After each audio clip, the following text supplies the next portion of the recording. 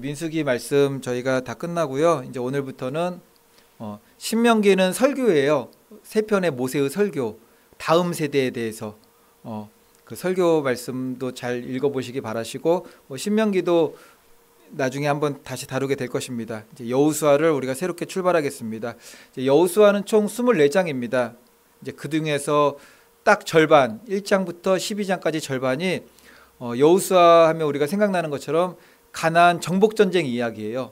딱 절반은 가나안 정복 전쟁 이야기고 나머지 부분은 이제 가나안 땅을 정복했으니까는 이스라엘 각 지파들에게 정복한 땅을 이제 분배하고 뭐 그런 여러 가지 이야기가 담겨 있습니다. 그러니까 여호수아는 모든 이제 정복 전쟁에 대해서 다 말씀하지 않지만 중요한 일에 대해서, 중요한 사건, 그 전쟁에 대해서는 아주 이제 또 구체적으로 또 말씀을 하죠.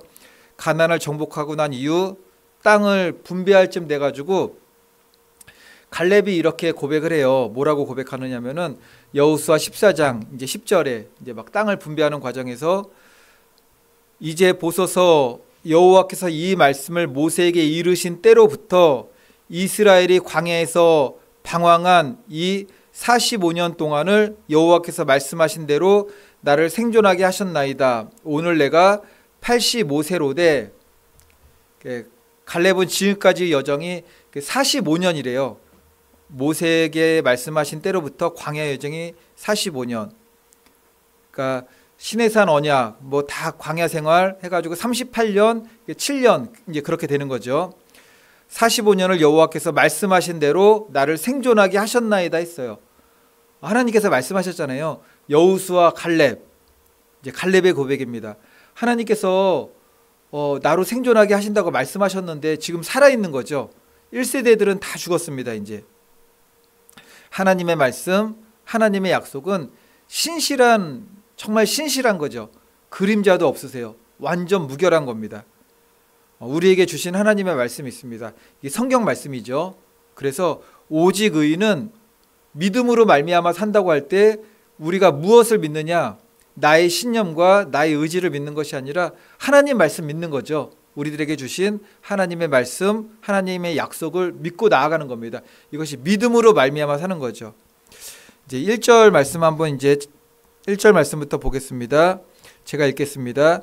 내가 내게 명령한 것이 아니냐 하고 아니냐 강하고 담대하라 두려워하지 말며 놀라지 말라 내가 어디로 가든지 내 하나님 여호와가 너와 함께 하느니라 하시니라. 이스라엘의 너무나 정말 위대한 지도자였던 모세가 죽었습니다. 모세의 죽음이라는 것은 여호수아 1장에도 나오지만 여호수아에게 아주 큰 두려움이었죠. 왜냐하면은 모세의 영향력이라는 것은 너무나 컸습니다.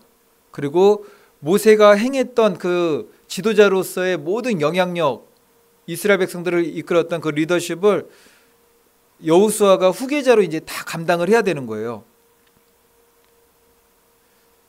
근데 우리가 보면은 너무나 정말 위대하게 일을 잘한 사람이 있어요. 야, 우리가 생각에는 이제 그 사람이 한참 활동할 때는 그 사람보다 더 나은 사람은 나올 수 없을 거야. 너무나 누가 봐도 완벽해요. 너무나 위대해요. 야, 저 사람보다 어떻게 더 나은 사람이 있을까라고 생각하게 되지만 또 세월이 흘러서 보면은 그 사람을 뛰어넘는 사람이 나와요. 그런데 너무나 놀라운 것은 그 사람이 했던 뭐 그런 성향이나 스타일이 아니라 전혀 새로운 이게 모습을 가지고 그 사람을 완전하게 뛰어넘는 사람들을 이제 보게 되는 거죠. 올림픽 같은 경우 보면 그런 것 같아요. 예를 들면은 뭐 이제 기록을 재는 절대로 안 깨질 것 같은데 기록이 항상 깨지잖아요. 그리고 어떤 예술적인 표현을 하는 것을 볼 때도 야, 저 사람은 이제 안 나올 거야. 저런 사람은 나올 수가 없어. 근데 그 사람을 뛰어넘는 사람이 나오는데 전혀 생각지도 못하게 그 사람하고는 전혀 다른 모습의 이게 뭐 활동을 하면서 표현을 하면서 이제 더 정상의 자리에 서는 것을 보게 됩니다. 이제 모든 것을 다 하나님께서 하셨습니다. 출애굽, 광야, 여정 하나님께서 모세를 사용하신 겁니다. 모세는 하나님의 말씀을 받아 백성들에게 전하는 대언자이기도 했고 나중에는 이제 뭐 백부장들을 막 세우기도 했지만 율법을 따라서 백성들을 하나님의 기준으로 심판했던 재판장이 되기도 했고, 하나님의 명령을 따라서 기적과 이적을 이제 베풀기도 했습니다. 어느 순간에는 백성들이 너무나 위대한 지도자 모세를 볼 때 모세 보기를 하나님 보기처럼 그 정도였고, 이제 이것을 여호수아가 다 감당을 해야 돼요. 여호수아는 다 봤잖아요. 모세와 함께 하신 하나님. 이제 그것을 본인이 감당해야 되니까는 이게 두려움이 있었던 거죠. 두려움이. 이제 광야 생활이 다 끝났습니다. 그리고 말로만 들었던 가나안 정복 전쟁을 시작할 그 시기가 되었습니다. 가나안 땅에 있던 7족속 38년 전에 이게 정탐에서 봤었던 그 거인 족속들, 그때 갈렙도 정탐을 다 했죠. 여호수아도 정탐을 했고, 드디어 그들하고 이제 맞붙을 시간이 되었던 겁니다. 그런데 이 중요한 시기에 더 이상 모세는 없는 겁니다. 이 중요한 시기에 하나님께서 죽음을 통해서 모세를 데려가셨어요. 사람들 생각에는, 인간적인 생각으로는 이해가 안 되는 거죠. 하나님이 살아계시다면은 정말 이 중요한 때에, 광야 여정도 너무나 긴 여정이었지만 이거 잘 마치고 이제 본격적으로 가나안 정복을 시작해야 되는데, 하나님의 약속을 이룰 때가 되었는데 그때 모세를 데려갔다라는 겁니다. 7년 정복 전쟁을 모든 것을 다 감당하고 그 후에 이제 평안한 시기가 도래할 때, 그때 리더십을 여호수아에게 이게 건네주고 그때 하나님이 데려갔으면은 너무나 좋은 그림 같을 것 같은데, 하나님의 계획이라는 것은 그런 것이 아니었다라는 거죠. 그러니까 하나님의 인도하심과 계획하심은 우리가 생각하는 것하고 전혀 다릅니다. 그래서 우리도 그런 것을 맞이할 때, 하나님, 그분을 지금 왜 데려가셨습니까? 왜 그 사람이 지금 없는 겁니까? 그런 기도를 할 때가 있는 거죠. 그런데 실제로 가나안 정복 전쟁의 사건들을 보게 되면은 여호수아는 모세하고는 전혀 다른 모습이에요. 새로운 지도자로서 새로운 모습으로 그 역할을 너무나 잘 감당하게 되는 겁니다. 그런데 정확한 것은 여호수아가 전혀 다른 은사로서 정복 전쟁을 해 나가며 이스라엘을 잘 이끈 것도 있지만, 하나님께서 다르게 사용하신 거예요. 하나님께서 쓰시는 분은 하나님입니다. 우리는 도구인 거죠. 이 모양으로 쓸지 저 모양으로 쓸지 하나님께서 사용하시는 거예요. 그러니까 우리는 하나님 앞에 다 맡겨 내어 드리는 거죠. 이제 2절 말씀 보겠습니다. 내 종 모세가 죽었으니 이제 너는 이 모든 백성과 더불어 일어나 이 요단을 건너 내가 그들 곧 이스라엘 자손에게 주는 그 땅으로 가라. 이거는 모세에게 하신 말씀이기도 하지만, 여호수아에게도 한 말씀이지만 모세에게도 하셨던 말씀이죠. 근데 그 이전에 누구에게 가장 먼저 하셨죠? 아브라함에게, 그리고 이삭에게, 야곱에게. 400여 년 전에 하나님께서 아브라함, 이삭, 야곱 그의 후손들에게 약속하신 말씀을 이제 되새기면서 이제 그것을 실제가 되어서 이룰 그 때가 된 거죠. 약속의 땅의 입성까지 과정을 보게 되면은 이제 그 아브라함부터를 통해서는 약속을 주셨고, 모세를 통해서는 이제 거의 준비 단계면서 예비 단계까지 온 거죠. 거의 그 가나안 문턱까지 오게 되었고, 여호수아를 통해서 실제적인 이제 정복 전쟁, 약속의 성취가 이루어지게 되는 것입니다. 이제 3절 말씀 보겠습니다. 내가 모세에게 말한 바와 같이 너희 발바닥으로 밟는 모든 곳은 모두 내가 너희에게 주었노니.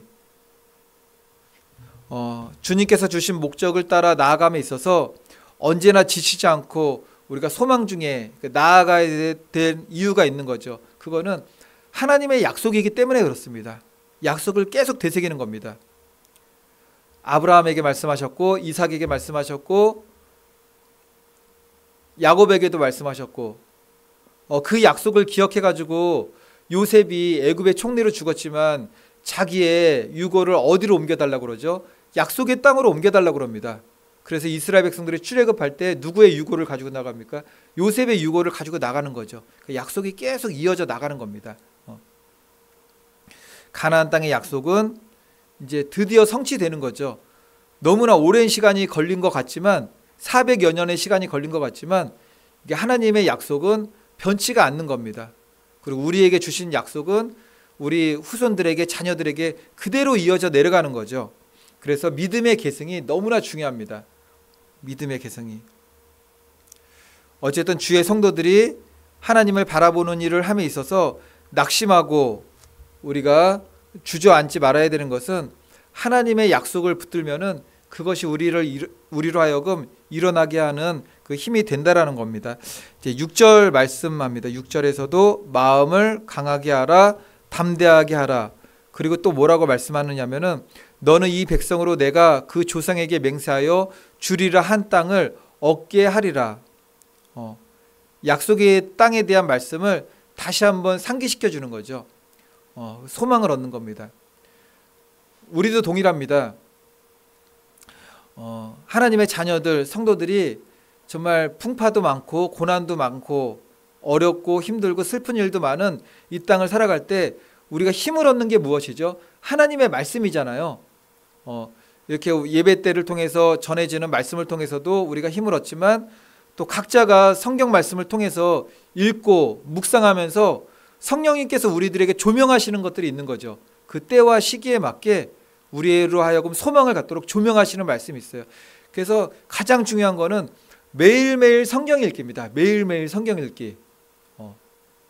그리고 매일매일 예배 참석해서 예배는 이제 전체적인 거죠. 하나님의 말씀도 우리가 붙잡고 또 하나님을 향해서 찬양도 하고 또 소망의 기도도 하고 예배는 너무너무 중요하죠. 믿음 생활에 있어서. 그리고 너무나 중요한 거는 매일매일 성경을 읽으면서 성령님께서 조명해 주는 말씀으로 힘을 얻고 소망을 갖고 때로는 나의 부족한 것들을 회개하면서 성화돼 나가고 거듭남의 삶을 살아가는 것이 너무나 중요합니다. 그래서 시편 19편 7절 말씀 보니까는 여호와의 율법은 완전하여 영혼을 소성케 하고, 그래서 하나님의 말씀을 계속 들어야 돼요. 하나님의 말씀을. 하나님의 말씀 한 구절을 듣는다고 우리의 모든 것이 다 변화돼 가지고 완벽한 사람이 되지는 않습니다. 우리는 죄성이 너무나 짙잖아요. 그럼에도 불구하고 예배의 자리에 말씀이 있는 곳에 나와 가지고 계속 말씀을 듣는 거죠. 우리의 믿음은 들음에서 납니다. 말씀이 들어가게 되면은 내 안에 있던 하나님의 말씀 아닌 다른 것들이 말씀 밖으로 이제 밀려나가게 되는 거죠. 이제 8절 말씀 보면은 이 율법책을 내 입에서 떠나지 말게 하며 주야로 그것을 묵상하여 그 가운데 기록한 대로 다 지켜 행하라. 그리하면 내 길이 평탄하게 될 것이라. 내가 형통하리라. 하나님께서 율법을 지켜 행하면 형통케 된다라고 말씀을 하셨습니다. 이 형통케 된다라는 것은 세상적인 사람들의 축복의 기준으로 잘 되고 하는 일마다 뭐 부흥하고 성공하고 그게 아니죠. 하나님이 함께 하시는 것을 그 역사를 보면서 나아가는 거죠. 하나님의 그늘 아래, 하나님의 울타리 안에 하나님의 인도하심을 받으면서 믿음의 길을 바르게 갈 수 있게 하신다라는 겁니다. 그러므로 바라기는 이제 말씀의 결론입니다. 하나님 주신 말씀과 약속 끝까지 붙들고 그것이 우리의 소망이 되어야 되고 우리의 담대함이 되어야 되고 하나님의 말씀으로 말미암아 그것이 우리 마음에 또한 평안이 되어야 됩니다. 오직 말씀에 굳게 선 믿음 가운데 그리고 모세로부터 또 여호수아에게 이제 이어졌죠. 맡은 자에게 구할 것은 무엇입니까? 충성입니다. 충성. 내가 죽도록 충성하라. 그리하면 내가 생명의 면류관을 내게 주리라. 하나님, 너무 이 일이 나에게 중한데 어떡합니까? 이 일이 막중한데 제가 너무나 할 수 있겠습니까? 물론 우리가 그런 이제 염려와 근심이 되는 마음을 다 이해하죠. 그럼에도 불구하고 강하고 담대하라. 이게 하나님의 말씀이잖아요. 그 말씀을 붙잡는 거예요. 나의 연약함은 그냥 십자가 앞에 다 내려놓고 강하고 담대하라. 내가 너와 함께함이라. 두려워 말라. 놀라지 말라. 그 말씀 붙잡고서 하나님께서 나에게 주신 소명을 붙잡고 나아가는 겁니다. 그렇게 날마다 믿음 가운데 승리하시는 우리 오직 예수교회 성도님들 되시기를 예수님의 이름으로 축원을 드리겠습니다.